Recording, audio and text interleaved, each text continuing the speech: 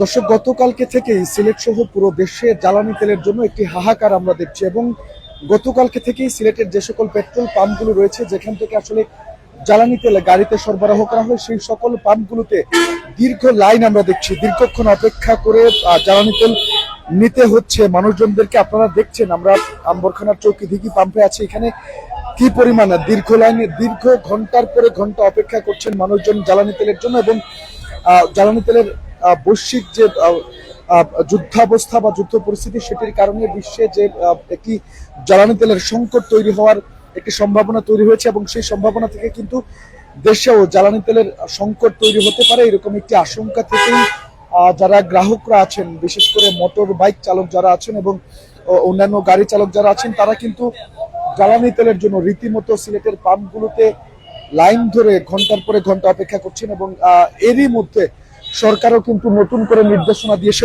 জ্বালানি তেল ক্রয়ের ক্ষেত্রে সরকার নতুন করে বেশ কিছু নির্দেশনা জারি করেছে। আপনাদেরকে একটু জানিয়ে রাখতে চাই, মধ্যপ্রাচ্যে যে চলমান যুদ্ধ রয়েছে সেই যুদ্ধের কারণেই কিন্তু বৈশ্বিকভাবে জ্বালানি তেলের যে সরবরাহ রয়েছে সেটি কমে গেছে এবং এতে করে দেশেও অর্থাৎ বাংলাদেশেও জ্বালানি তেলের সংকট তৈরি হওয়ার আশঙ্কা তৈরি হয়েছে এবং এর ফলেই কিন্তু মানুষজন আতঙ্কিত হয়ে তারা ফিলিং স্টেশনে ভিড় করছেন এবং প্রয়োজনের চেয়ে অতিরিক্ত তেল কেনার কিন্তু একটি চেষ্টা মানুষজন করছিলেন এবং এতে করে যাতে কেউ প্রয়োজনের অতিরিক্ত তেল না কিনতে পারেন, মূলত সেই কারণেই কিন্তু বাংলাদেশ সরকার বেশ কিছু নির্দেশনা জারি করেছে তেল কেনার ক্ষেত্রে।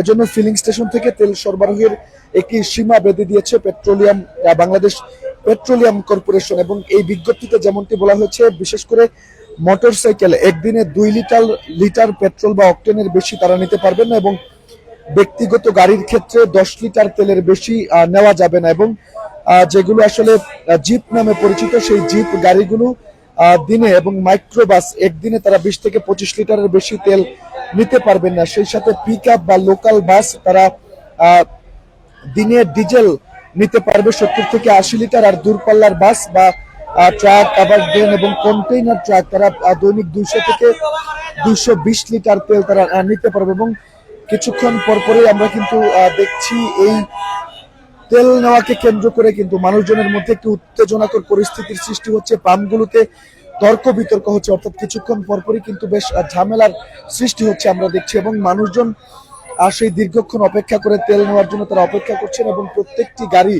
অর্থাৎ মোটরসাইকেল কিন্তু 2 লিটারের বেশি তেল পাচ্ছে না, যেমনটি আপনাদেরকে জানাচ্ছিলাম আমি। এবং দীর্ঘ সময়ে ভোগান্তি পেরিয়ে এবং দীর্ঘ অপেক্ষার পরে কিন্তু পাম্পগুলো থেকে মানুষজন তেল নিতে পারছেন। একটু যদি কথা বলি ভাই, কতক্ষণ ধরে অপেক্ষায় আছেন? আধা ঘন্টা ভাই।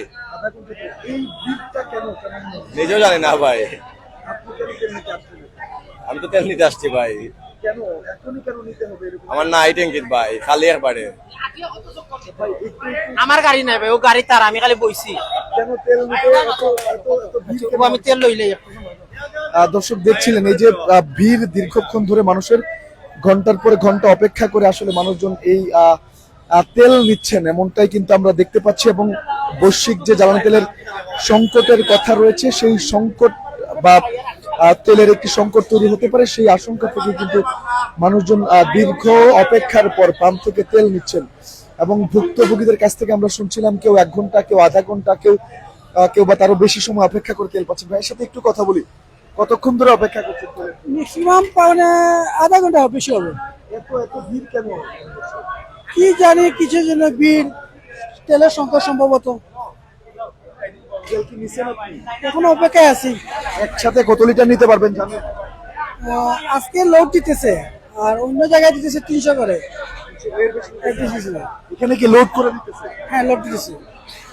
দর্শক শুনছিলেন, যদিও সরকারের নির্দেশনা আছে যে মোটরসাইকেলে 2 লিটারের বেশি তেল নেওয়া যাবে না, তারপরেও কিন্তু এখানে বেশ কিছু গ্রাহক তারা আমাদেরকে বলছেন মোটরসাইকেল লোড করে আসলে তেল দিচ্ছে। তারপরেও বেশিরভাগ জায়গাতে কিন্তু সেই নির্দেশনাটি মানা হচ্ছে। 200 থেকে 300 টাকার বেশি তেল আসলে গ্রাহকদেরকে সরবরাহ করা হচ্ছে না। সেক্ষেত্রে আমি একটু কাউন্টারেও কথা বলার চেষ্টা করব। সরকার কিন্তু নির্ধারিত যে সীমা রয়েছে, অর্থাৎ মোটরসাইকেল দিনে 2 লিটারের বেশি তেল নিতে পারবে না এবং জিপ গাড়ি তারা যেগুলো পার্সোনাল গাড়ি রয়েছে, ব্যক্তিগত গাড়ি, প্রাইভেট কার এগুলো দিনে 10 লিটারের বেশি তেল নিতে পারবেন এবং জিপ গাড়ি 20 লিটারের বেশি তেল নিতে পারবেন, এরকম একটি নির্দেশনা সরকারের পক্ষ থেকে রয়েছে এবং বেশিরভাগ পাম্পেই কিন্তু সিলেটের সেই নির্দেশনাগুলো মানা হচ্ছে। তবে কিছু কিছু জায়গায় সেই নির্দেশনাটুকু মানা হচ্ছে না, এমনটি কিন্তু আমরা অভিযোগ পাচ্ছি। ভাই, তেল নিয়েছেন কি না নিবেন?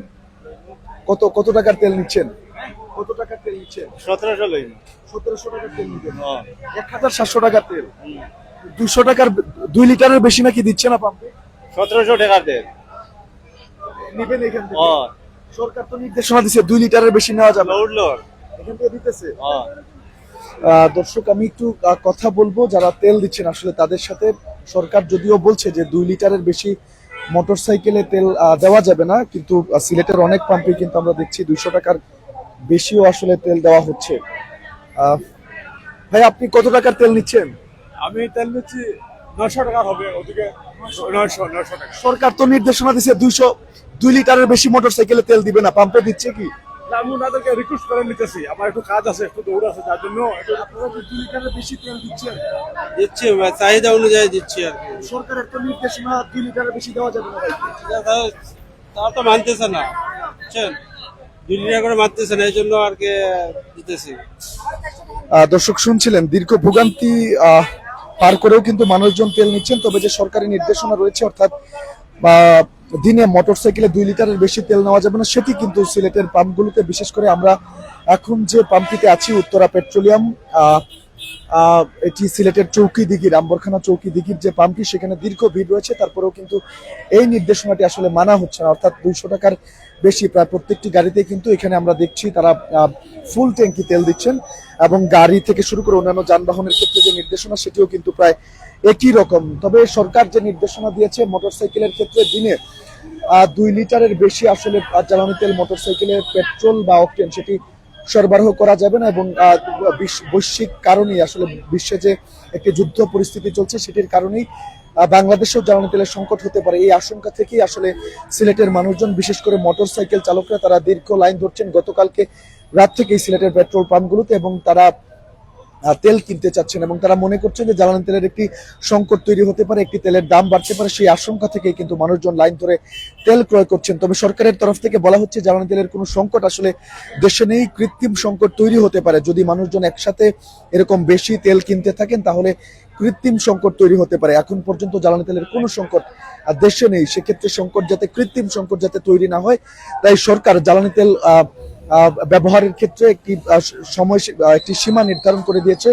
যেখানে বলা হচ্ছে মোটরসাইকেলে 2 লিটারের বেশি তেল নেওয়া যাবে না, ব্যক্তিগত গাড়িতে 10 লিটারের বেশি তেল নেওয়া যাবে না, জিপ গাড়িতে 20 লিটারের বেশি দিনে তেল নেওয়া যাবে না, এবং তেল কিনলে অবশ্যই রসিদ সংগ্রহ করতে হবে এবং সেই রসিদ দেখেই পরবর্তীতে আসলে জ্বালানি তেল সরবরাহ করতে হবে বা কিনতে হবে, এমনটি কিন্তু সরকারের তরফ থেকে নির্দেশনা দেওয়া হয়েছে, যাতে করে মানুষজন একসাথে বেশি পরিমাণ জ্বালানি তেল আতঙ্কে তারা কিনতে না পারেন, সেই জিনিসটি কিন্তু দেখা হচ্ছে। তবে মানুষজন সেই নির্দেশনা খুব একটা মানছেন না এবং সিলেটের বেশিরভাগ পাম্পই কিন্তু এই নির্দেশনা খুব একটা তোয়াক্কা না করেই মোটরসাইকেল চালক থেকে শুরু করে অন্যান্য গাড়িতে তারা ফুল ট্যাঙ্কি তেল এখন পর্যন্ত দিচ্ছে। তো দর্শক, এই ছিল সিলেটে তেলের বাজারে তেল সরবরাহ নিয়ে সরকারের যে নতুন নির্দেশনা, সেই নির্দেশনা এবং সিলেটের পেট্রোল পাম্পগুলোর সর্বশেষ অবস্থা নিয়ে আমার কাছে সর্বশেষ তথ্য।